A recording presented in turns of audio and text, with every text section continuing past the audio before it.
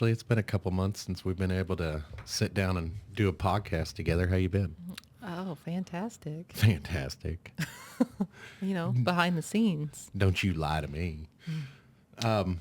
It's been almost exactly 2 months since we sat down and done a podcast, and a lot of things have happened since then politically in the country, and things here at home have changed considerably than more than I'm used to, and especially in the last couple of weeks. It's been a struggle for me. Well, and then just, me editing some of your shows with other people and hearing what they have to say about what's going on in their part of the country has been interesting.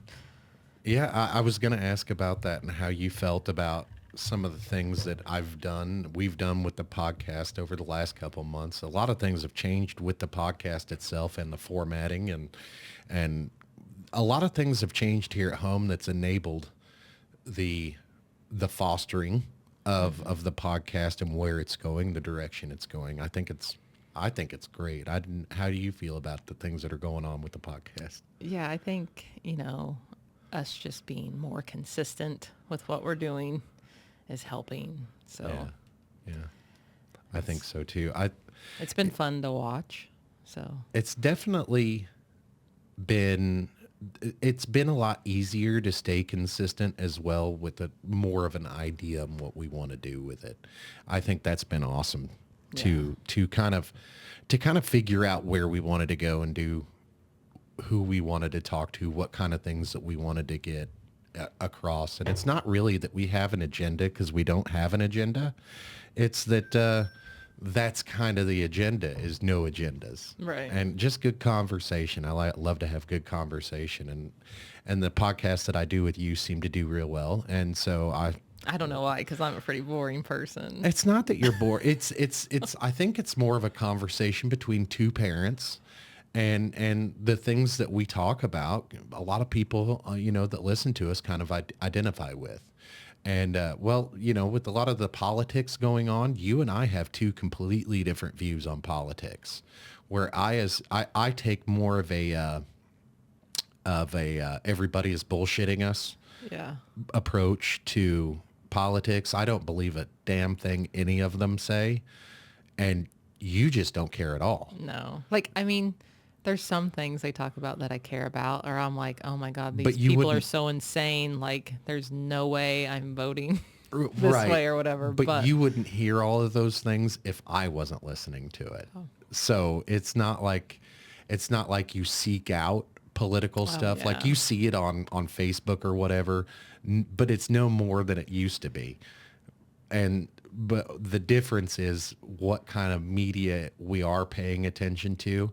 And simply because the television doesn't get messed with when it's on news or sports, sometimes it gets left on sports channels, sometimes it gets left on news channels. And so it's not that we're actually listening to it. It's just that since January, it's been nothing but politics. Yeah. And I just, even in the morning when I wake up and turn the TV on, I just turn it on to hear the noise in the background. And so sometimes something will catch my eye. I'll be like, what the hell's that? And it doesn't matter what the hell you're watching these days. There's something political about it. I'm getting tired of hearing nothing but politics, because even at work, that's what everybody talks about. And I know they want me to chime in, but I'm like, nope. That's a trap. Yep. You're not going to get me to chime in. So yeah. And it's not because you're uninformed. It's because it's not a big part of what you care about. Well, and I definitely don't want to have employees be like, oh, she thinks this way or that way. And I just don't want no part of that. Because it's not. And it's pretty boring. Yeah, let's being honest, it is boring. I know I'm a boring person, but that's going a little too boring. Yeah. You'd much rather talk about mud racing, barbecue, and tractor pulls and stuff like that. Hey, I'm down. We had a that. whole discussion at work about bacon wrapped honey buns on the smoker, and I was like, I'm doing that next weekend. Got to. We have to. It's one of those things that I've saw and I've got to try it. It's pretty insane. So I wanted to talk about also some updates with the children because we didn't necessarily get to do a lot of the things that we had planned with the children Mm-hmm. this this summer, and it really hurt me a lot to not do those things. But at the same time, we were closer because we were forced to be in the house, Mm-hmm. and it fostered some close closeness among us as family members, especially with Sully. Yeah. And I wanted to, well, we didn't go camping No. like I we mean, were like, it was planning. hot. It was too hot. He ain't gonna catch me in a tent. Well, not only was it hot, but we didn't really have the correct type of tent. We have a borrowed tent that we borrowed from Caleb, and it's not really the summer camping type of tent. I mean, it's not a cheap one, but it's not a purpose made Right. season tent. And so that means it would be uncomfortable for a family. Yeah. And so we don't really we planned on buying some tent stuff, some camping gear, and then you see the price of it all. And then you're like, well, shit. Like, we're gonna buy this stuff to cook with, but then are we gonna be able to afford the food to cook on it? Right. And I know that a lot of people are like, well, you don't need this to go camping. You don't need that to go like we have nothing. Nothing. We Yeah. don't I mean, we have have like, some air mattresses and and we've got pots and pans that we use at the house, but they're not Coffee the cups. yeah, we got coffee. We have some we could put together some things, but then there's some key pieces that we don't have that are expensive. Like the whole tent thing. We don't have a tent big enough for all of us as a family, and it's just it kind of to buy one, it's more money than what we got. yeah, yeah, And you think about like right now, it's one of those times where it literally is. Sometimes we've got to make decisions on, do we pay this bill or do we buy food this week? And it's kind of ridiculous. But how did you feel about not being able to do the things that we had planned to do? yeah. Because I think, gosh, this was our first summer in a long time that we didn't go on a vacation or even just a weekend somewhere. Like last year, we spent a lot of time at World's Fun Yeah. and doing those types of things. And this year, we didn't even go because it was like, Worlds of Fun was in the shitter Yeah. this summer from the sounds of everybody that went. But yeah, we just really didn't do much. Like, it was a really hot summer, and Yeah, it was so just hot. kind of miserable every time you went outside. So Yeah, it was so hot that you just go out there and start sweating as soon as you walked Like- out the door. well, and I mean, really, I felt bad for Sully, because Rocket, he can always entertain himself. Like, he's living his best life looking at a tablet, or Yeah. watching a movie or something. But And he can also interact with adults and have fun. Yeah. Whereas Sully has difficulty. yeah, He does fine with kids his own age, though. That's weird. Yeah. That's the nice thing about it. But he just has nobody outside of school that he really hangs out with. yeah, like he, doesn't have a phone, so it's not like he can call and talk to his friends and say. But they don't talk to Yeah, one like, well, another on and- the phones anyway. And a lot of his friends too that he went to middle school with were going on to different schools than what he was going to go to. Yeah. And so, but now I think he's made some new friends. Yeah, so I'm far in happy. school. He's joined. He's in JROTC. I'm really happy about that. He seems to really like it real well. And I know we just started a couple weeks into it, but the themes and everything of JROTC and to be involved in that, they foster teamwork and just being a good citizen. I think is what the name of the game Well, is. and I think, it's not just like, oh, you got to go to class, like he looks forward to going to that class. Yeah. And so, like, I know every day you ask him, like, what was your best part about your day? And every day it's JROTC. Yeah. Like, that was the best thing about his day, no matter what they're doing. So, Which is an awesome thing because we're all patriots around here. Like we Yeah. love, and well, and like just him talking about it, he talks about the older students in his class that they really make him feel like he's part of something. Like they say encouraging things to him. And Yeah. That's actually one of the classes that they do get together multiple age groups. And I like when I was in JROTC my freshman year, there was seniors in there, and it was kind of set up like the military, where we all had our leaders were actually senior leadership. They didn't give us leaders that were inexperienced, and it was structured like the military. because It was that's what he pretty said. neat. He's like, "All right, my squad leader." Like Right. he knew who his squad leader was, like his second day of school, and like even orchestra, he feels. I think it's because he's with all those older kids. Those classes are like mingled with all. It's not just freshmen. Yeah, and so like he's also taking Latin as well, and that's one of those classes as Yeah, well. so he has older students. So I think and I knew that would happen when he got to high school. I'm like, okay, he's going to find his people and things Yeah. he's interested in. Because middle school, they're just all crammed into this building, and You know what all they I have to find? do is pick on each other. And so, You know what I find though is it's kind of difficult for me to talk about sometimes because it's kind of wild, but I I have difficulties in communicating with him. I have difficulties in finding common ground with him, but he and I are a lot alike. We have a lot of the same interests. We just can't bond over them. And I don't know how to do that. It's one of those things like I could do it with Caleb, and I struggle with Sully, and it's one of those things that you don't like to admit sometimes, but I struggle to connect with Sully. yeah. Well, I mean, I think a big part of that too is, so I think COVID had something to do with it because he was home and out of school for 2 years. So, because before I felt like he always like communicated with older people a lot better than he did kids his age, which I think sometimes he still does that. Like he doesn't want to talk about the same things kids his age talk about, but then sometimes he'll talk about things that I think kids younger than him talk about, and I'm like, Sully, like you're almost 15, like come on, Right. we're not gonna go cosplay Batman or whatever. Like maybe when you're older you can do that, but right now like it's It's actually, strange. and that's kind of wild, but thinking about teenager years, Yeah. because like the age he is now, it's not accepted, but it's either younger, it's accepted. And if you do it when you're older, it's funny. Yeah.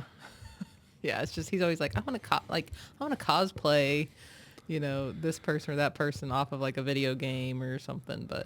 But then I think he enjoys having those interactions with adults and older people, and so I think that's sometimes why you guys like, But heads. Well, yeah.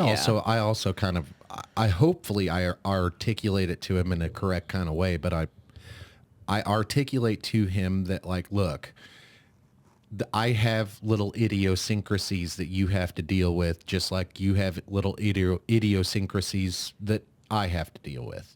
It's a two-way street, so please be patient with me. And I hope I articulate it well. And I hope that, and my hope is always to have, when my kids are older, that they don't hate me Yeah. or they don't resent me for the things that I did now. Because I'm just trying my best. And let's be honest, as parents, that's really, hopefully, what most of us are doing, is doing our best. And I struggle sometimes to think of that in the moment sometimes when I'm just, I've had enough. But I hope he understands. And if he doesn't, like, that's what this show is for. Like, Yeah. later on in life, I hope they look back on these shows and like understand that I'm talking to them through the shows. Yeah. Yeah. I think I was thinking about in the mornings when we drop him off, every time, every time he gets out of the car, he's like, I really got to work at getting out of the car a little bit better because he's still backing Like out. bull in a china closet. Like, what are you doing? Like, I know you're a big kid, but you're not that big where you got to back out of the car. Yeah. It's not, well, Like, you it's, don't back into the car or jump face forward. Like, you put one leg in at a time. So, it's so weird. He climbs in the Yeah. car. Yeah. It's, even if he's in the front seat, he does the same thing. I'm like, Yeah. what are you doing? yeah, it's like, I don't- wonder if it's because, he, for all those years, like we had a higher setting vehicle. Yeah. And so that's like when it's a lower setting vehicle, he's like, okay, how am I gonna get How out am of I this going to thing? navigate this?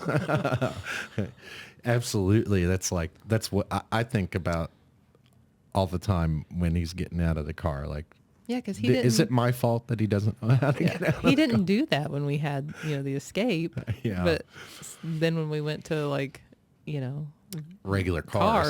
cars, Yeah. it's when it started. So I don't know. It's weird. And it is weird, but then what I take out of that is it my fault that, like, because I never taught him how to ride a bike. The kid Yeah. doesn't know how to ride a bike, and that is absolutely my fault. But I'll take responsibility for that. Nobody taught me how to ride a bike, and I don't think I'm the greatest qualified to teach him how.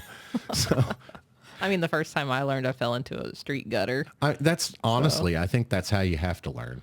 yeah. That's the best way, is to just do it, and that's how I did it. And I don't know. We were just talking about this outside, why I am the way I am sometimes. And it's because I was left alone to my own devices a lot. All the things that I know, I had to learn from experience. I didn't have anybody around to show me how to do things. I didn't have anybody to show me how to teach children things. So it's like, I don't know how to do it other than show it to them and hope they pick it up, because I don't have the patience to be like dissecting Yeah. this is why we do this. This is why we do that, and I don't have the patience to explain, like, with the mowing the lawn, like, you should understand that we mow the lawn to make the grass shorter so it doesn't go up high, and there's certain things that, like, you mow this direction and it grows, Yeah. you shouldn't have to explain that. I should be able to just let him loose with the lawn mower and expect to get the lawn mowed. And expect that he doesn't let the lawnmower like tear itself up and eat the I don't. flap. I still don't know how that happened. I I don't don't know really how he care did how it it happened. either. It's not that big of a deal. It's just like it's Like you think like that flap's not even that long. Like how did it fit where the blade? I don't know. frustrations with children. He's scared of the pine tree. Yeah, yeah, that's a It thing. might have spiders in it that crawl on him. That's a thing. Like, and meanwhile, you got me out there on the riding lawnmower, running, going underneath trees and almost knocking myself off of them. Yeah. It's the funniest thing. Watching us do anything is really, it's like watching a monkey fuck a football. It's crazy. And I've got a method to my madness. I really do. And that's, sometimes I don't give myself enough credit for the creative thinking I have. And I think everybody thinks the way I do. And they don't. And no. And so, like, as I'm mowing, it makes sense to me why I do it the way I do it. It absolutely, like, I can't argue with my results. I can argue with his results. Like, please, I don't care how you do it. You just need to Yeah. make sure that it all gets mowed. Well, and like, like when we first started teaching him, like I always told him, like, now remember, like when Caleb was mowing grass, like Caleb's half blind. And so like he couldn't see the big chunks of grass sticking up Yeah. in the yard, And it's not like it was that big of a deal. It's just, I need you to care So about it. I tell him like mow half a mower width over Yeah, over the spot. And the last time it was mowed, that wasn't altogether his fault because it was wet. I get that. And it wasn't, it's not that big a deal. Like, whole chunks of the yard didn't get missed. So that wasn't an issue. What is an issue with me is, like, the next day, if I don't go out and check his work right away, the next day I'll go out there and realize that there's a whole strip of the lawn that got missed, or there's a hole right next to the house didn't get mowed. And I'm like, I'm looking at this and it drives me nuts. And I'm like, if I see it, I know you see it. And I need you to care about those things. I should be able to I don't care how he gets it done. I don't care which direction he goes, or, if he goes around in circles or whatever, as long as he gets it all. Yeah. That's the thing. And maybe I just need to just break it down for him, and, like, grunt style, and be like, look, go out there and get it done. Yeah. Simple as that. I don't care And how if it you gets gotta mow done. it twice. Just get it. Maybe that's, and that's the things that I worry about, is communicating effectively and am I fostering him correctly because I can't articulate how to do things correctly because I was never taught. It's just common sense to me. Yeah. Yeah. That's my whole life is just common sense to me while I look at others like, why are you doing that? Like, here, let me do it. Yeah. I don't think anybody taught me how to mow. Like, my dad just taught me, like, this is how you start the tractor. This is how it goes. Yeah, Or the riding lawnmower. that was what it was like Yeah. for me is this is how you start it. Now go. Yeah. Then and I figured it out. You know, I understood what the lawnmower did and I made it do what it did. Yeah. Like I understand the purpose of a lawnmower is to cut grass. And so I used the lawnmower to cut the grass. Simple as that. Yeah. I don't know why. And I do know that Sully's not the only kid like this because I see it a lot. It's like there's a disconnect between the way we are teaching them and the way they understand. I don't know what that disconnect is. I don't know how to make that disconnect connect. I just know it's there. I don't know how to, I don't know how to teach him things. Yeah. Well, and it's probably because there's like 20 different conversations going on in his head. You know, he's like got those 99 tabs open and he's trying to figure out which one's playing music. Right. You know, so I'm sure that's a part of the problem. It could be. It could be a large part of the issue. And then that happens to me sometimes too. So am I trying to figure out where that music is coming from in the 99 tabs while I'm trying to teach him? Yeah. And is that the problem? Because sometimes it might be, you know? Yeah. And I also think about sometimes with Sully, if he doesn't, if there's some themes that don't make sense to him now because nobody taught him when he was younger, like teaching him things wasn't on the top of my priority list, Yeah. 14 years ago. It is now because I have the time to do it now. Well, and some stuff he wants to learn, you know, like he's like, come get me when you do this or come get me when you do that. I mean, most of the time it's cooking. Oh, but you know what? That is something I can absolutely brag on him for, though, is because he is curious about those things and wants to learn how to cook. He wants to learn. He was saying that he wants to learn how to sew and stuff like that. So that way he knows if he ever needs it. And I'm like, the more he talks about things like that, the more the military makes sense. I just gotta get out of that mindset of like, that pride thing that I have and not try to force that upon him and Well, see where he wants to go with it. the thing I think with like him being in JROTC is it's going to help him grow up a little bit. Not to say he needs to grow up and too fast or whatever, but I think that it's going to help him realize a lot of his way of thinking isn't thinking right. Yeah, I mean, yeah. you know, so especially since he's in there with older kids. But we can't guarantee that, though, because I know some fellas in the military that weren't exactly the brightest. Yeah. Well, bulbs I in mean, the- just doing like he's wanting to be in the theater, you know, he- technical side of theater. He don't want to act. He wants to do the behind the scenes stuff. and I think that is so wonderful. I do tell him these things. Like in case anybody out there is wondering whether I tell him these things, I absolutely tell him these things. I tell him I'm proud of him all the time, like his music, like his love of music and wanting to play instruments. I tell him, like, I wish I could afford to buy you more instruments. My opinion is you need to learn the ones you have that you have. Yeah. before we buy more. But I know what happens is he starts playing these riffs on the bass or Yeah. the banjo or his dumpster guitar and then or he his wants to play piano. the whole song. And then he's like, oh, but if I learn this or the piccolo or some off the wall freaking instrument that I've never even heard of, like a slide whistle, Yeah. you know, like he wants that. Like he starts thinking about all these other instruments he could play with this part of it or that part of it, you know, and then he has a bedroom full of instruments and that he hasn't mastered one. Yeah, and I like it though. I like it though. I love hearing him play that music, and even, even at the expense of what I'm doing, if I hear him playing music I just let him play because he's doing what he likes, and I have to not necessarily let him do his thing, but if we don't foster that kind of him, who knows what it can turn into when he's older, and like we have friends that are in bands that I'm hopefully going to have one of them on the show, that we have friends that are in bands and it's something that they've done for years and years and years. And it's part of who they are. And, whether it's successful or not kind of depends on what you want to do.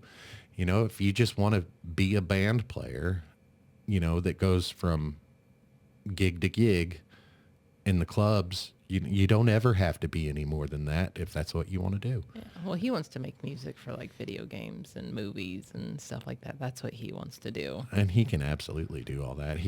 I think he has the knowledge to do that now. I think if we had the money to foster it, and it's like my good friend Julian Dory said, all my problems could be solved with money. Yeah. Literally all of my issues, even down to the mental health issues that we have. Some of the arguments that we've been into like had nothing to do with money, or so we thought, but it's really the added stress that financial side of things puts on everyday life that makes us just freak out sometimes. And it's just, yeah, all of my problems could be solved with money. I could foster his musical career, or lack thereof, if I had more money. He could make music now. Even if for us on the podcast, he could figure it out. Yeah. If we gave him the tools to do it. It's just the tools to do it are very expensive. Yeah. I just like the fact that he's staying a little busier. Sorry. Like, I just don't want him sitting like a bump on a log in his room watching YouTube videos. So. Yeah, he signed up for some after school Four extracurricular activities with JROTC, extracurricular activities on his own without us asking him if he was interested. And I think that's a good thing. Yeah. And I'm happy that he wants to do those things. I'm happy that he wants to interact with people. Yeah. That's the thing. I like that he wants to interact with people outside of the internet, now that we've gotten him thinking a little differently about people. Yeah. And how he needs relationships outside of the digital world. Mm-hmm. And, because without the ability to talk to people, yeah, like how's he going to order his own food, and how's he going to, how's he going to get that gig? Yeah. If you don't know how to talk to people. Yeah. It's been kind of wild. I've been overwhelmed a lot. I miss Rocket. Yeah. It's been really difficult for me not to have him here. I can work with him here. I just can't I can't record a podcast. That's the only thing I can't do with him here. I mean, I guess you just got to think about it as like, you've been around him every day for 5 years, and now when he gets home, he's more excited to see you probably than he was spending all day with you. But by the time he gets home, I'm spent. Yeah. Or either he's falling asleep because, kindergarten is hard stuff. Yeah, I'm pretty tired when we're all ready for naps at the same time. It's kind of funny. Yeah. But this is the way I used to do things. I used to have, before Rocket came along, I had 5 years of me and Sully, where Sully was in school all day long. And there was 1 year, I think, or maybe 2, where he had part of a day at preschool, but after that he was a whole day at school. And then Rocket came along, and then my whole schedule and routine switched up again. And it's not that I didn't take Sully's parenting seriously. It's Rocket needed a whole lot more attention than Sully needed. And somehow I didn't understand that Sully did need that attention. I just wasn't giving it to him. And with this one, it's ever more apparent that I robbed my middle kid of a good parent. Yeah. And that hurts. Mm-hmm. That really hurts. There's a term they call those kids, like The if you forgotten children. no, if you have a child that has special needs and needs more attention than the other, and they call those kids that don't get the attention something. I can't remember. It was really sad. I watched a video about it and then I felt like shit because I Yeah. was like, that's Sully. Like Sully's one of those kids. Yeah, it makes me feel terrible, but I can acknowledge it. And that's what we can do. We can acknowledge it and try to be better and move forward. And I try to explain this stuff to them as it's happening. Like, hey, I just realized you're getting kind of screwed over here, kid, and Yeah. I apologize. And I acknowledge, I do acknowledge it when we go on vacations and everything, when we have silly days. I just, I didn't address it very, like, that is me dealing with my own guilt, Yeah. is what it is. Yeah. Oh, well, he knows. He knows. He's like, oh, I know you guys buy my love. And that's the long and short of it. I was like, we don't buy your love. We love you. I don't know exactly how to do things the correct way, and I don't think anybody does. What I'm telling you is my intentions are pure, and I love you, Yeah. and that's all I can hope for. Is there's that song, sometimes love ain't enough. I hope that don't happen. Yeah. I hope love is enough in our situation, because I love deep and I love hard. And, my whole family, even not the close ones, means something to me. Everybody, like if I don't have a close relationship with some of the people in my family, but if I lost them, it would mean something to me, Yeah. and that's, Yeah. it is what it is. Hopefully I articulate that well with the children. I may not articulate that well with the rest of the family, but I may not articulate that in the best ways possible. But I hope that my kids, at the end of the day, understand that I love them, and they understand that, hey, Yeah. we're all people just trying to do our best. And if you've got a better way, I'll listen. And I hope that comes across. But Yeah. Rocket is, do you know, like, you want to talk about all the phenomenal changes with him that has happened over the last couple weeks? Just the amount of intelligence that he's gained over the last couple weeks. Yeah. He, like, as far as I know, like his teacher said, like, hey, Rocket's doing extremely well at school. Like he's listening, he's following directions and all that, which is, something I worried about. Well, I worried a bit more about his language, because he's had some pretty colorful language for the past few months. So that kind of came out of nowhere. You want to tell everybody what he said to Ryan the other day? We have our parent caregiver trainer that comes every week to work with us on Rocket and those sort of things. And so we're kind of finishing up some of that educational piece of it. We're going to go more into the activities to try to get him to focus. Well, the parent caregiver trainer knew that he had been having an issue with some colorful language, and we were trying to figure out ways to like redirect it. And I felt like over the past week or so, he had got really better about not saying a certain 4-letter word so much.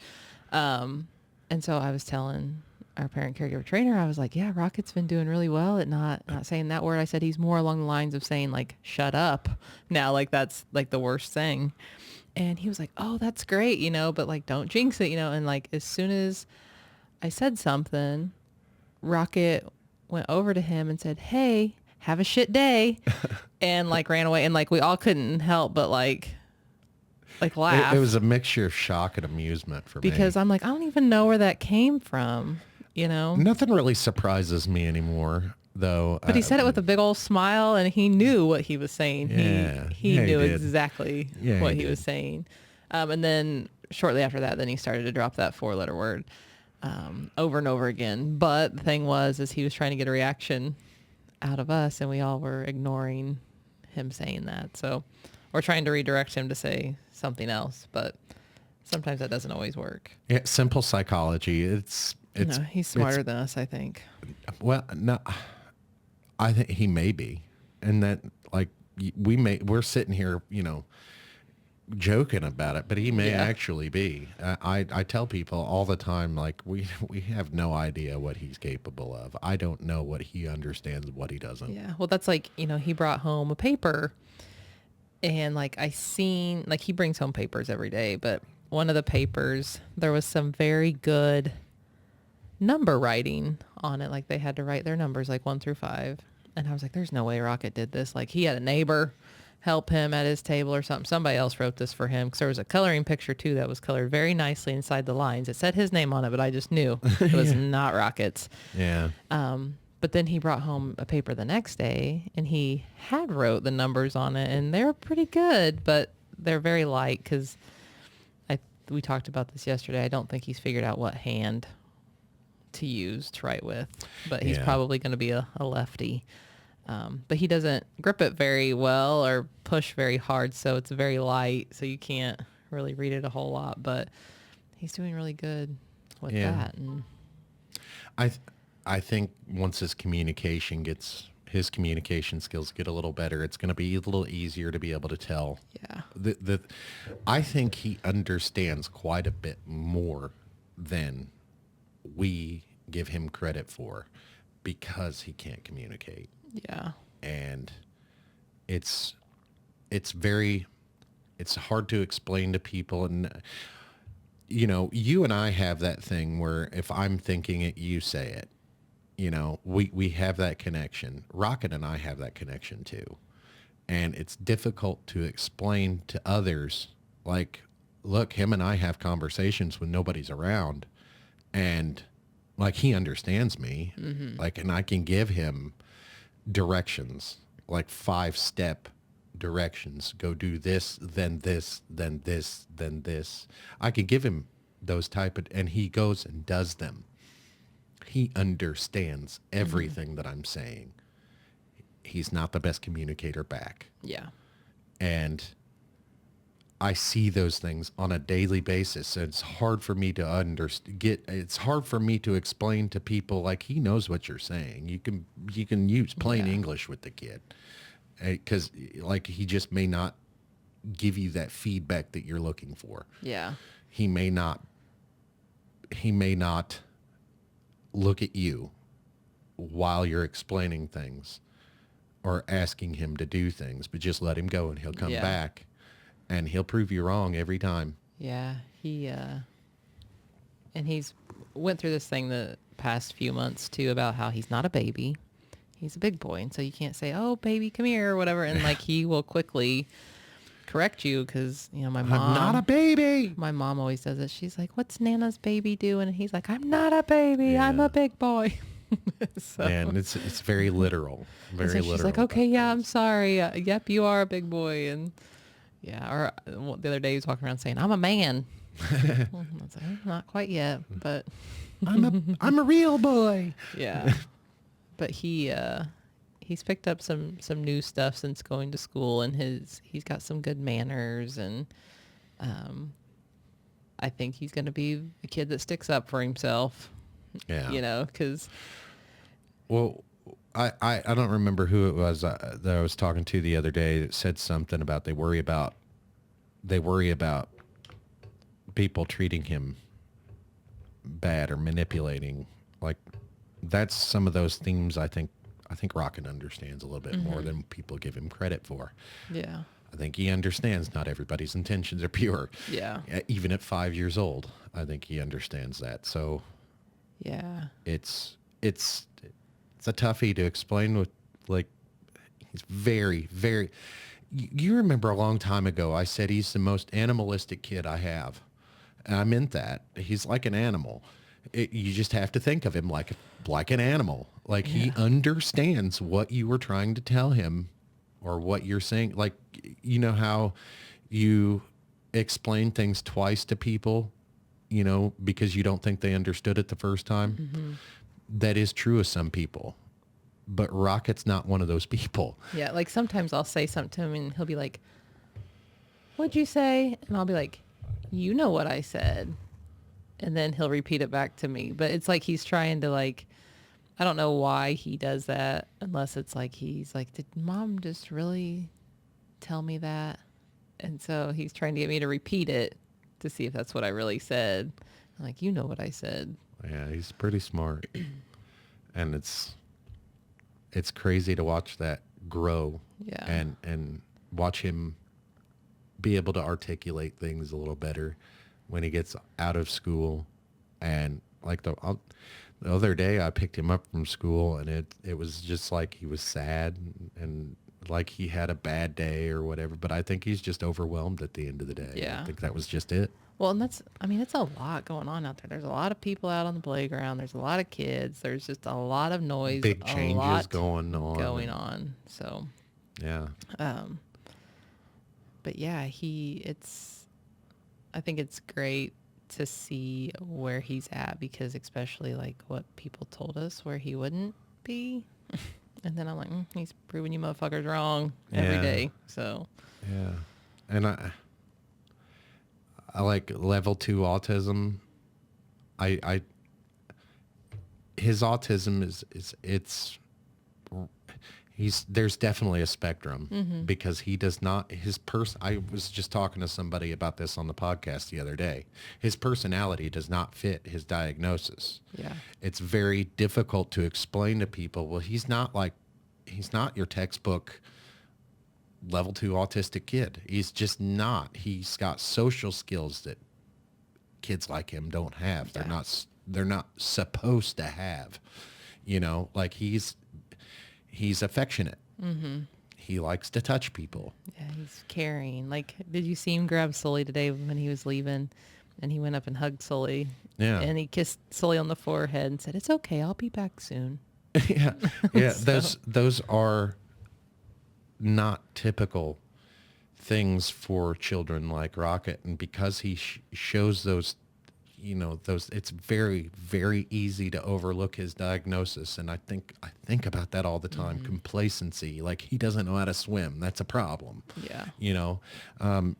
Like, he doesn't know that safety is often not his first priority. Yeah. And so it's difficult to explain to people, hey, you got to really watch for him when he's quiet. Yeah. Like, what's he doing? Yeah. Like, he had got, he has his fake fruit that he puts in the refrigerator. Which is hilarious, by the So way. sometimes he'll go in there and take like out the pear, because they come apart and they're a shape. He'll take the pear. Well, the other day I just thought he was playing with his fruit, and I was watching a TV show. The next thing I see, he's got like a little paring knife, a real one, trying to cut his pear in half that already breaks apart. And I'm like, "What are you doing?" And he's like, "Oh, I'm doing nothing." And like shoves the knife like back in the holder or whatever, which I think it was like in the dish drainer or whatever. Yeah. That's why it was so easy to access. But he's like, "Oh, I'm doing nothing." Like, he knew he wasn't supposed to have the knife. Yeah. And so, I mean, it's not a very sharp one, but still it could hurt him. But yeah, it's just cutting his fruit. Yeah. He's amazing. Yeah. I love hanging out with him. And that's why it's been such an adjustment for me since he's gone back to school, is because before he was gone just for a couple hours. I didn't even have enough time to come home. If we're being honest, I'd drop him off at school. I'd come home. I'd make myself a little lunch, eat, and then take a shower, get dressed, maybe fire off a couple emails, and then I'd have to go get him. Yeah. And that was my day. And now It it's was- like, do you sit at home and be like, wonder what Rocket's doing right now? I do. I really do. I really do. I wanted to have you on as a guest on the podcast because I wanted to talk about some political things and some family things. And then, right before we started podcasting, some stuff happened. And now I just, the whole idea of what I wanted to talk about just, and then, Well, then that just means we'll have to do a continuation and, talk about politics. well, Or maybe I've got- UFOs. I've got other people that I can talk to about politics and stuff like that because, some of the things that goes on in the social aspect of things, if you let your opinion be known, it can bite you in the ass in other areas of your life. Yeah. And I don't want that to happen to us. Like it can happen to me all it wants to. What are they going to cancel? You know, They're going to cancel somebody that doesn't even have anything to cancel. right. And that's the thing. Like that's the social aspect of what's going on in the United States today has made people afraid to speak. If they speak their opinion, they'll be attacked. And that's, I mean, there's a lot of keyboard warriors out there. it's not necessarily just keyboard warriors. If you say something that somebody doesn't agree with, they can go after your job. You know, if you believe something, I'm just waiting to collect the unemployment check. you say that, No. you say that, but man, it's really, it's difficult because if you do or say something that a small group of people disagrees with, they will call and harass people and get you fired for something that you like. Opinions change. Like I don't believe the same thing today as I did, you know, a week ago on some things. Yeah. You know, my opinion can be changed. I'm not so set in stone that, you know, and this is just talking. Inevitably, I'm going to say something to get in trouble on this podcast. Is somebody's going to have a problem with something that I say eventually. And I'm not that worried about it anymore. I don't care anymore because like I'm tired of being afraid.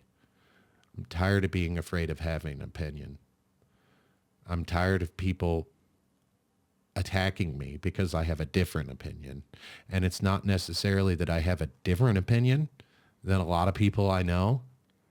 I have a more nuanced opinion. Mm-hmm. I look at things more complex than a lot of people do.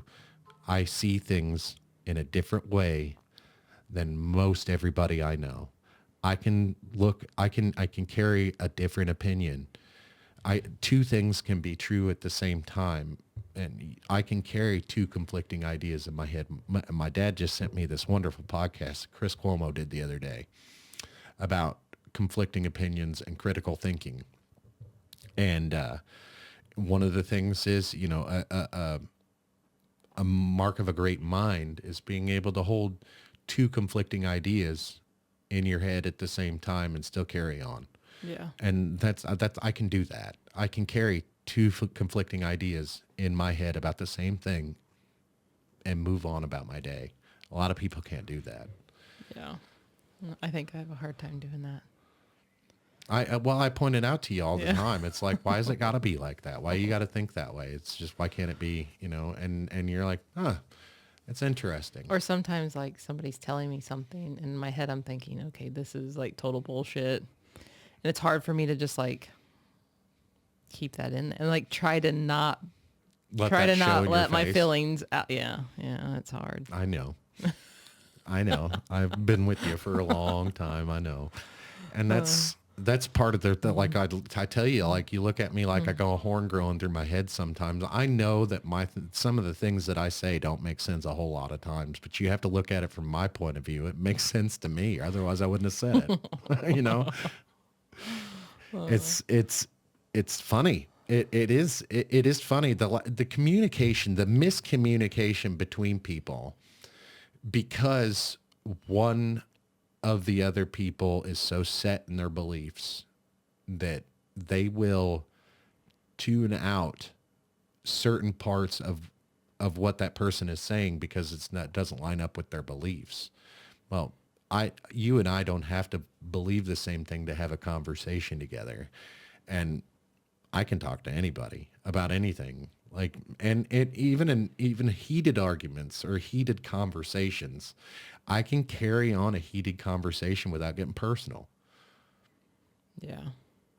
And a lot of people, like, if I disagree with what they say, next thing you know, like, name calling happens and it devolves into, I believe, certain things that I don't believe, or, like I'm called a racist because I ask somebody where they're from. I don't know. I'm not xenophobic or anything like that. It's just a genuine question. Where the hell you from? Because if you're from this place over here, I can talk to you. But if you're over here, I know that there's going to be miscommunication that happens. Yeah. And I have to remember that not everybody thinks like me. It's weird. Yeah. I mean, I ask people where they're from all the time. Like the people at Universal, we asked them where they were from. Because you couldn't understand yeah, where are you what he from? was saying. Like, and that might help me understand, Yeah. like if he's from Australia versus Scotland, and that was where he was from. He was from Scotland, right? He said UK, but Yeah, I think they lived in Manchester or somewhere near Yeah. Manchester. so that's that real thick accent. It's And just the funniest thing. Like, what's he saying? he was saying what he was saying, holiday, Holiday. right? And I couldn't. It's like, I just that's gonna be your he on was saying it vacation. so fast that I couldn't understand what he said because I was trying to pick up the dialect, and I was Yeah, just I mean, the funny thing is his wife like was smiling because she knew that you didn't understand what he was saying, but she was just trying to like, how long is it going to take him to figure it out? And you're like, I don't know what he's saying. It's like, he wants to know if you're here on vacation. like, what? But it wasn't because I didn't understand what Yeah. holiday meant. I just didn't Yeah, understand what he was said. saying. Yeah. And hearing where he was from, just like Then you're I like, can click. yes, Yeah. I understood him perfectly then. And then it's like, and then I was wearing that UFO podcast shirt, which Yeah.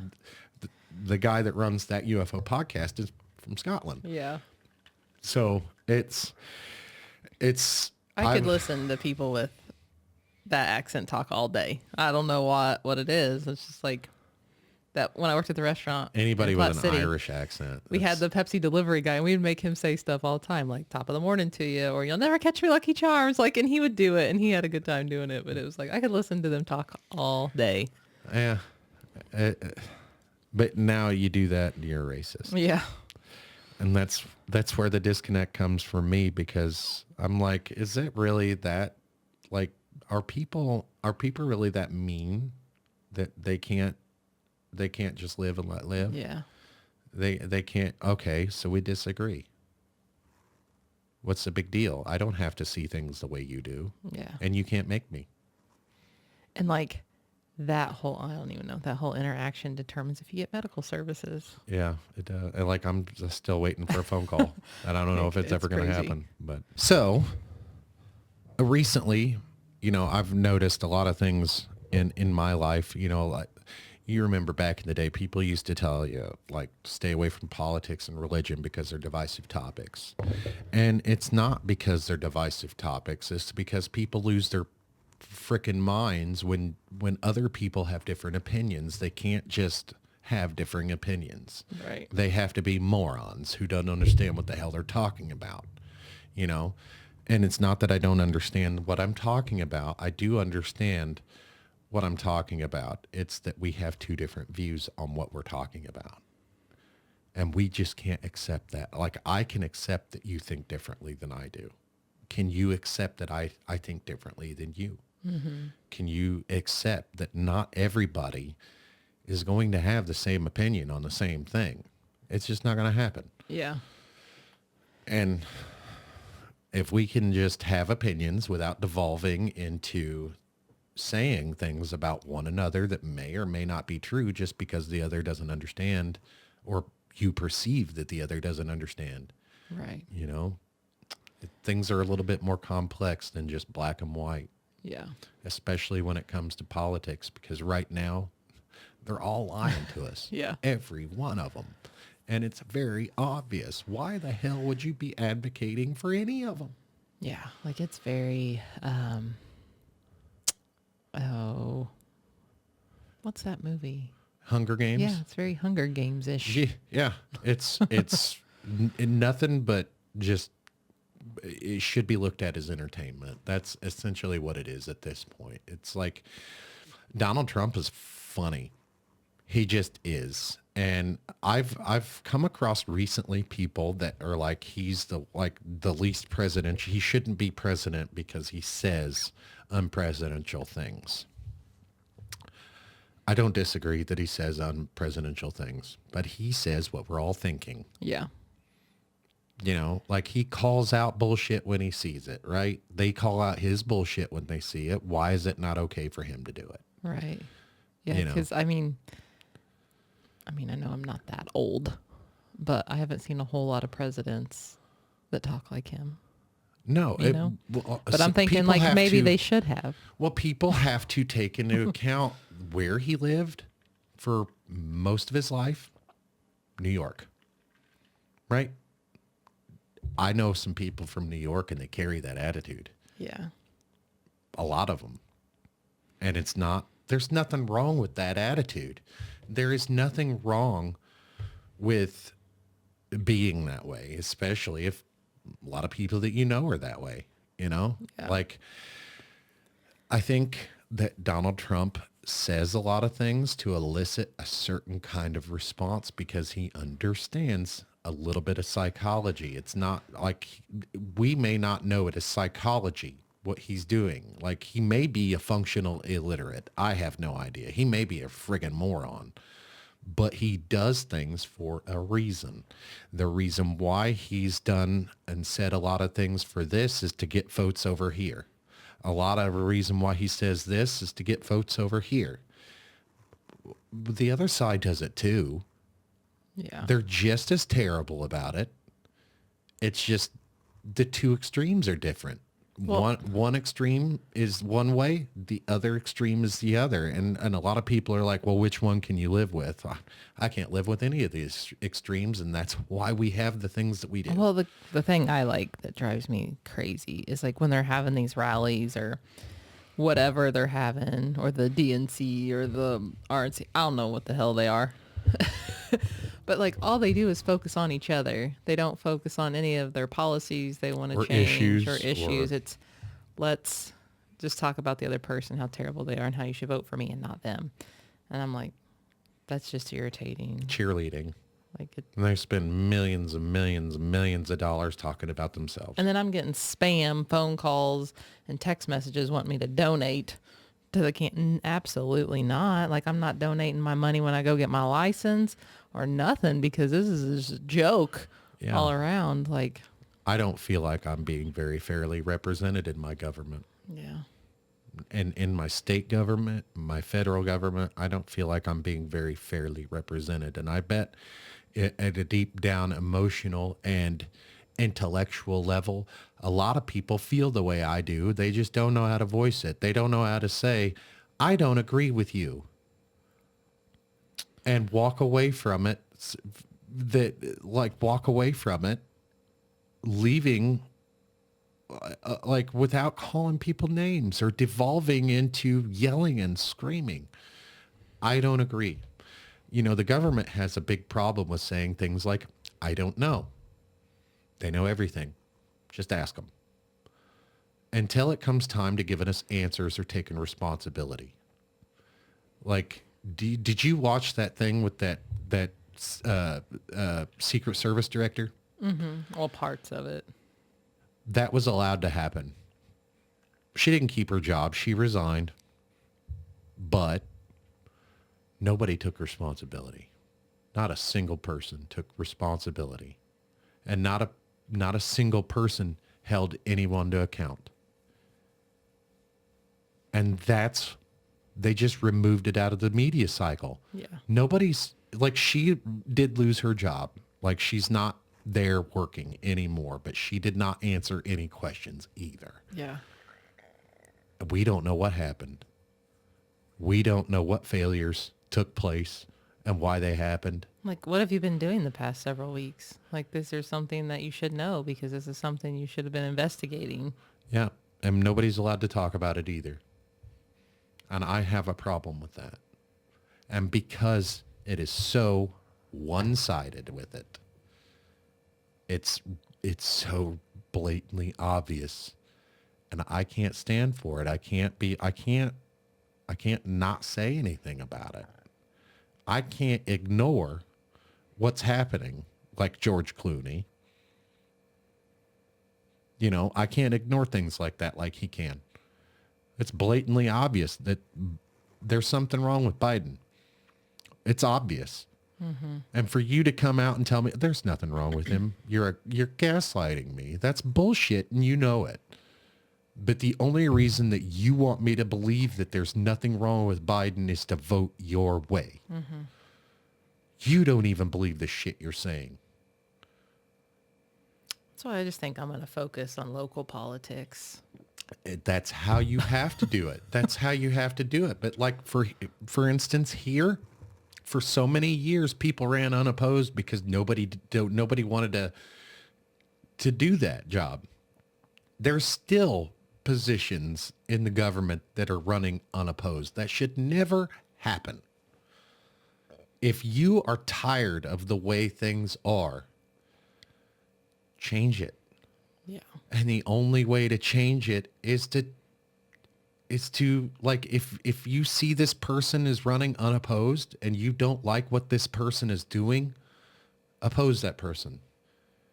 And maybe with your opposition, you can go in there and maybe you don't have to spend a little bit of money. You got to spend a little bit of time and do a little bit of campaigning and say, this is why we feel this way.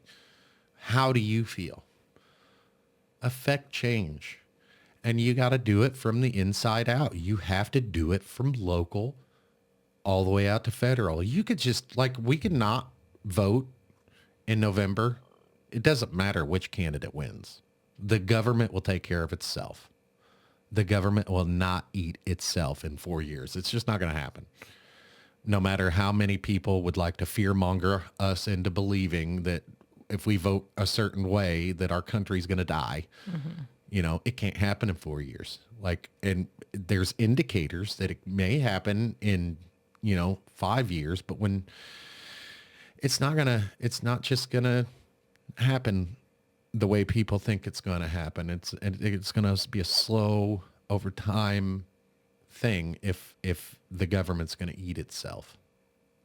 You know, what can tear a government down quicker than anything is its population. And I feel like that's where we're at. I feel like everybody's pissed off and misrepresented because they've paid attention. They've allowed these federal politics to interfere with their daily lives so much that that's all they think about. And they forget about all these corrupt judges that are letting criminals walk the street. They forget about all these corrupt prosecutors that will not try a case because they can't guarantee a conviction. Right.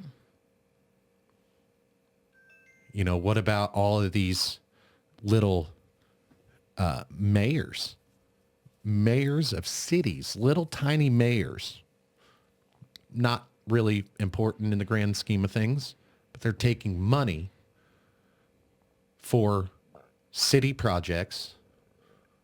City projects turn into county projects that turn into state projects that turn into federal projects.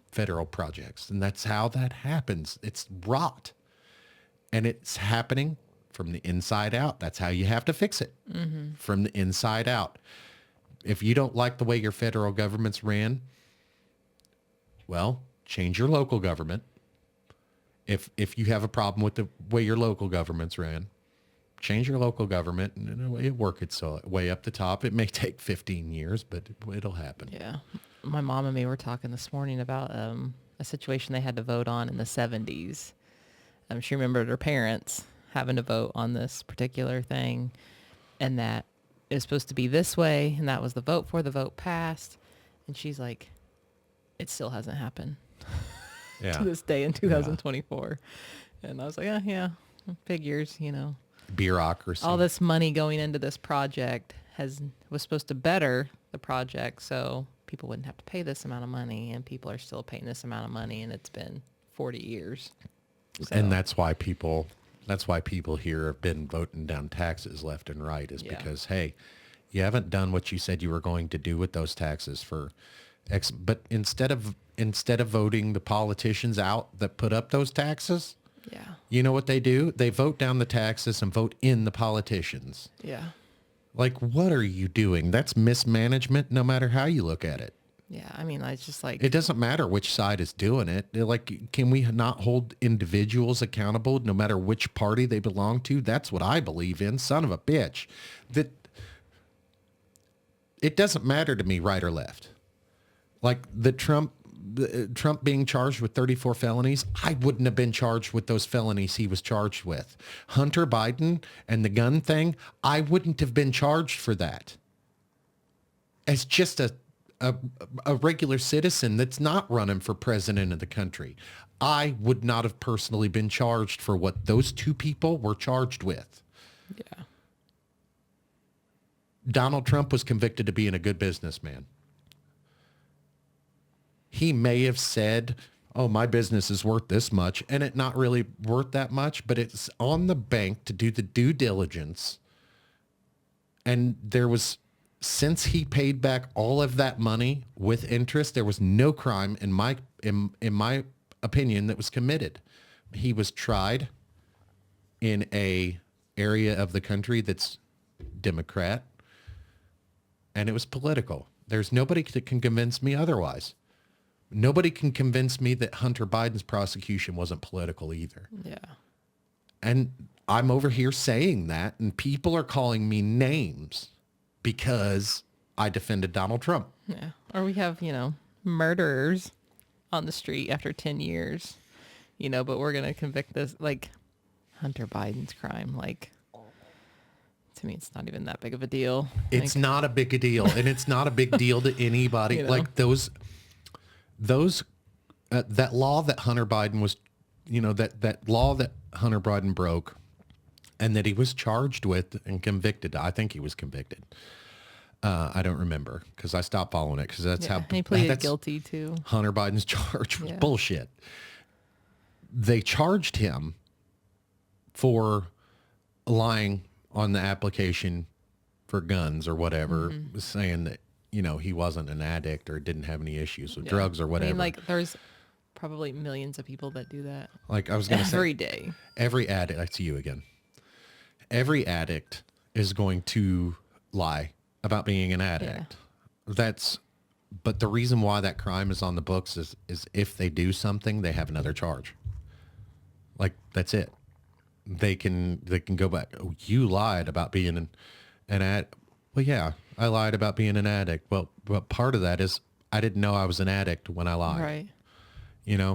Like Hunter Biden could have lied his ass off in that court and got out of it, but it was political. And nobody can convince me otherwise because it was. They did that.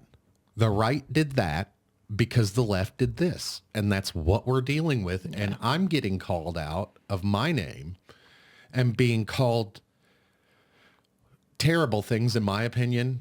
I was just talking to my buddy Lindley about this. I'm not going to say what I was called because then it's going to be an issue.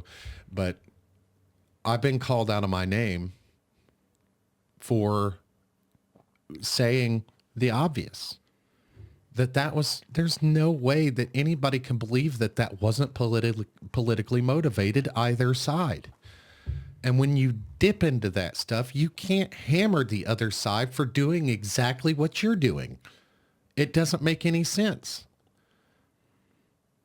I just call it how it is. Yeah. That's it. Like, I don't think these people really believe half the shit they're saying. They just don't want the other side to win. And that's terrible. If you're going to just attack people because you don't want the other side to win, well, like, we're just going to ignore facts. Like they both do it. It's. Yeah, but I think in the process of doing that, you just make yourself look like an idiot. And that Sorta. person's going to get more. Now they're going to get more votes because of what you're doing, you know? Like, it's just, yeah.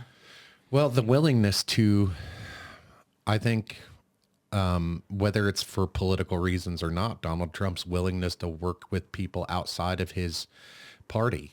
Yeah. Is RFK Jr. was a Democrat and then he went independent and I think he's still independent, but working with Donald Trump because he can, if as an independent, he can work with both sides, And you may not know Tulsi Gabbard, but I do. She's a former veteran. I don't agree with a lot of things that she says, but I agree with some things that she says. And she was, like she debated Kamala Harris and won, Yeah. like, and was kicked out of the Democratic Party pretty much. Yeah.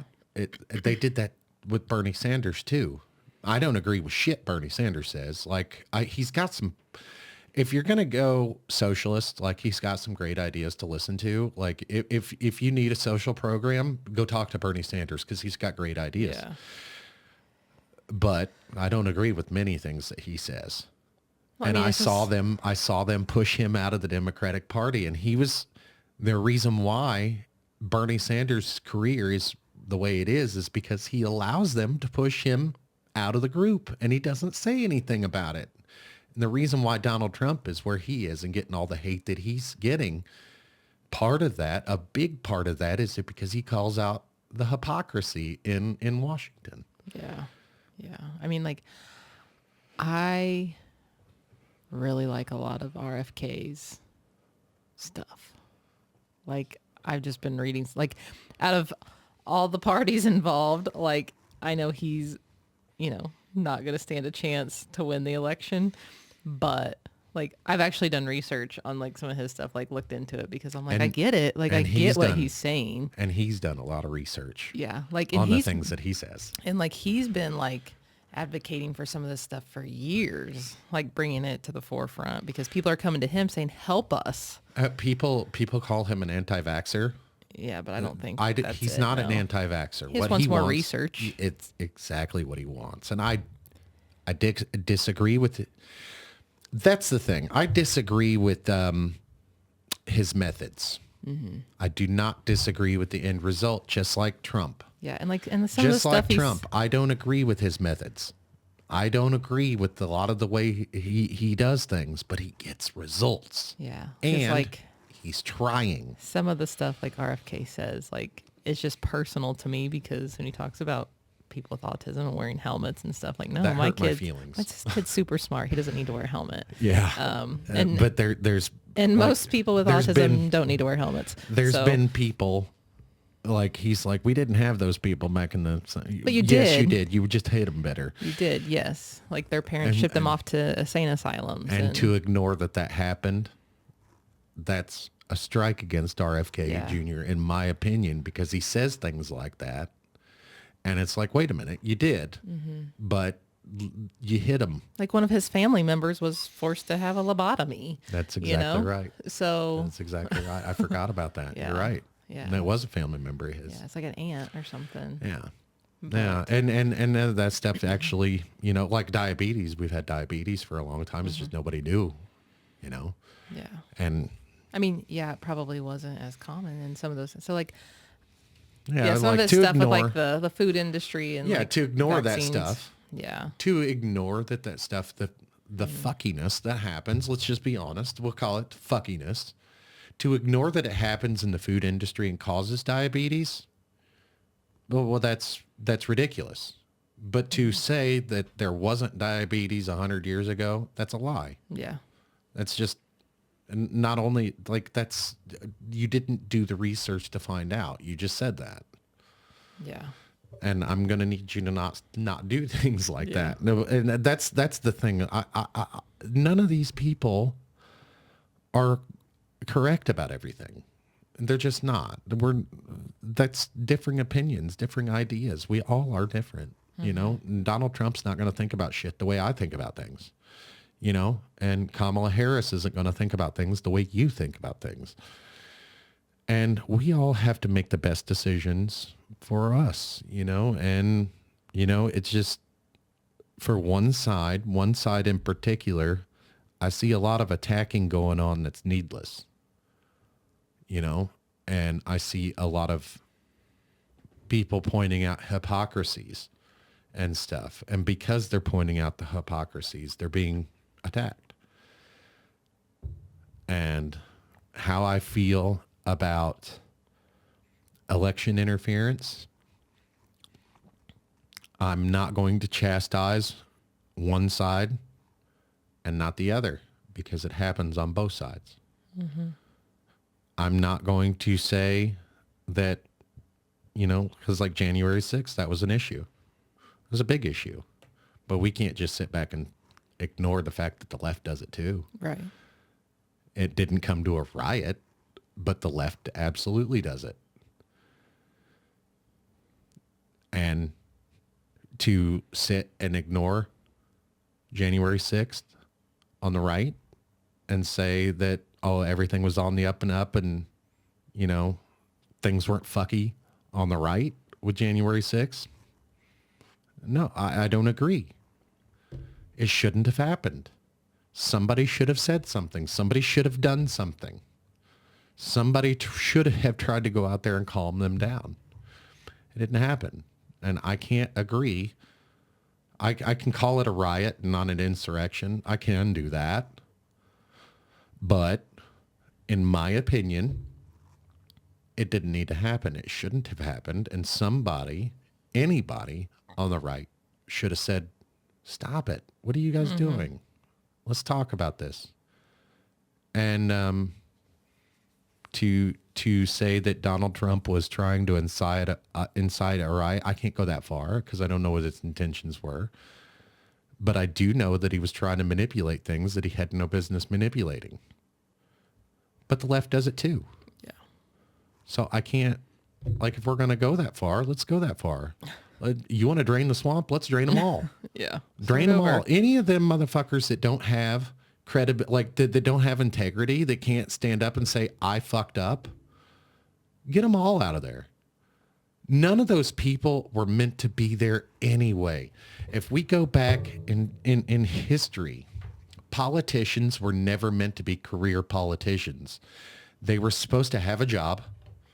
A representative government is a representative government. Do you feel represented by a man in a suit that's never worked a day in his life, and the only thing that he's done is stand up on a pulpit and tell people what he's going to maybe do?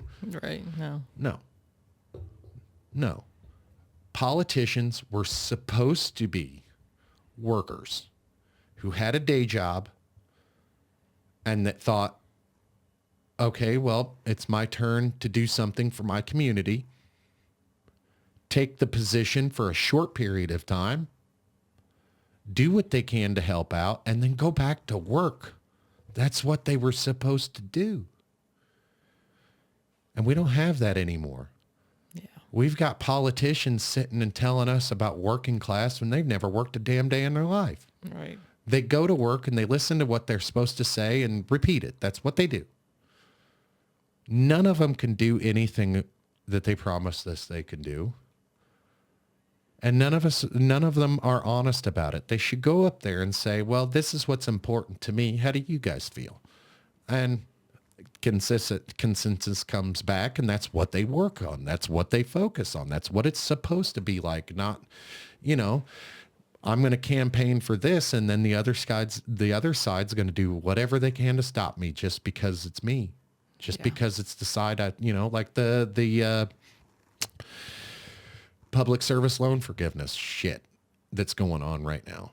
I don't agree with forgiving everyone's loans. I just don't. But I absolutely agree that them loans need to be restructured. Yeah. And the entire program needs to be reworked. I agree. I mean, my student loans are a fraction of my house loan, and my monthly payments almost as much as my house payment. And it's going to take you 30 years to pay it off. Right. So. And the interest rates on those, I don't understand the interest rates on those loans. I still don't understand it. After being explained to me 5 times, I don't understand it. And neither does anybody else. And that's part of the problem. Yeah, because your interest rate is already set before you're so say you're an 18-year-old and you're starting college, take out student loans, your interest rate's already set before you even build your credit. To even base off your credit, that's just what your interest rate is. Yeah. I mean, which I guess could go good or could go bad. If you have really shitty credit, but you have a 4% interest rate, that's pretty good compared to 20%. But yeah. It is. I agree with some of the loan forgiveness stuff that But the It cost does. of, I don't agree with the whole forgiveness thing. I think it needs to restructured. That's what should be done. yeah, it's such a mess. Like I get notifications every day from my loan servicer, like your loan's in forbearance, your loan's out of forbearance, your payment's due, your payment's not due. Like I don't know. Like Yeah. I just have the money in there and available. So if they take it, they take it. If And they don't, they so don't. Because I'm like, I don't so know. one side would just tell you, well, it's your problem. You signed up for these loans, this, that, and the other thing, but in the situation where you're in, your loans are in limbo, Yeah. and like we don't know how much they want or how much they don't want. And I don't know. Like we just Literally, like every few months it changes. It's like, oh, your payment's this month, but then after so many months it's going to be this, and it'll change again. Like, yeah and I just like, I don't know. It's on auto pay. yeah bucket. But I agree that something needs to happen, but I don't agree with wiping it all out. But that's where the disconnect happens is Yeah. because it's in gridlock. It's in political gridlock because people promise things that they can legally do. And with Donald Trump and the border wall, he couldn't legally promise that border wall. And the left did everything that they could to fight it. There's $5 billion. $5 billion. The left did everything they could to fight it. But then look how much money they send overseas. Yeah. Like it's That's nothing. that's what you have to like. Do I agree with the right and say we shouldn't send any money to Ukraine? No, I do not. I do not think that way. Do I think that that's a complex issue? Yes, I do. It's not as simple as the right or left like to make it. And it really has nothing to do with us. We were asked for help. That's what we should do. That's because that's what we do. Yeah. you know, oh well. But to say that we don't have $5 billion for a wall, which I don't agree with the wall. Because, you could just climb up over the wall or send drones over it. You can climb, build tunnels under it and fly, and you could do all kinds of shit. I don't agree with the border wall either. And my feelings on the border wall are very complex. But to say that we don't have $5 billion to build that border wall, but then you give $10 billion away to adversarial countries, it doesn't make any sense. Yeah. It doesn't make any sense. So to not call that out is doing a disservice to the United States. It's doing a disservice to yourself if you're willfully ignoring. Like, how much do you have to lie to yourself before you believe it? And maybe that's what people are doing, is like ignoring this little thing because over here they feel a lot more strongly about this, or I just don't know. I know I just know I get tired of hearing about it. The wall. the Like, yeah, it's just one of those things that people, it's not as simple as black and white, and you can't look at it as it is. It is, immigration needs to happen, but it needs to happen legally. yeah, well, it's taken like a really long time to Should that process it. should that border down there be completely open? Nope. No. Not since my feelings on that changed since 9/11. Like, we have to look out for ourselves too, and there's ports of entry for a reason. Let's try to use those ports of entry. And I think I remember hearing something a while back where the Harris the Harris had gotten had done some little bit of traveling or whatever, and done some things to get people to stop traveling those dangerous routes and come in. They're flying them to ports of entry. That may not be a bad idea. Like, Yeah. how many lives are they saving doing that? Like, the only problem is the amount of people that are going to be sitting at the border waiting. That's an issue, but they do need to sit there and wait. Yeah. I do not release them into the country without finding out who they are and what they want. Like, are they poor? Like, is that why they're here? They need work. They want to better their lives. Like, that's different than wanting to burn the whole world down. Right. Yeah. Or a convicted murderer, just a serial killer, or rapist, or, drugs. there's a whole lot that goes into it. It's not as black and white. It's not near as black and white now as it used to be. Even 50 years ago, it was a hell of a lot more black and white than it is now. There's so much more, especially since GWOT, the Global War on Terror. Especially since that, there's a lot more that goes into it, and there's a lot of global politics that go into it. You know, like the different governments could be sending people here because they're mad at us. You know, and that stuff changes from time. In time, that stuff's not the same 50 years ago as it is today. Yeah. And maybe that's where we need to leave this on the politics issue is for everyone out there that thinks that I'm right because of some of my beliefs. I live in the Midwest. I live in a small Midwest town in Missouri, and my views are not going to be the same as somebody on the West Coast. My views aren't going to be the same as somebody on the East Coast because of the way I grew up, Yeah. because of the things that I've been through, because of what I've seen and the education that I've received. All of those things play a part in who we are and who we end up being. I understand that about people from the West Coast. I talk to people from the West Coast all the time, and we have different opinions about things. But at the end of the day, we're people, and I love people, and I love love. If we could just figure out a way to work together. One thing I want to talk about with you in the future on a different podcast is how young kids are being screwed over and how hard it is to be a young person nowadays. Even though I'm not a young person, I see my kids. I just now bought a house at age 39. My kids will be 50. Yeah. You know, and that sucks. I want to talk about that. I want to talk about the difference between us and Gen Z. Or why kids don't want to get their driver's license. Oh, that's I mean, Sully already told me that. He didn't want to get his driver's license. I'm like, why? because they're anxious.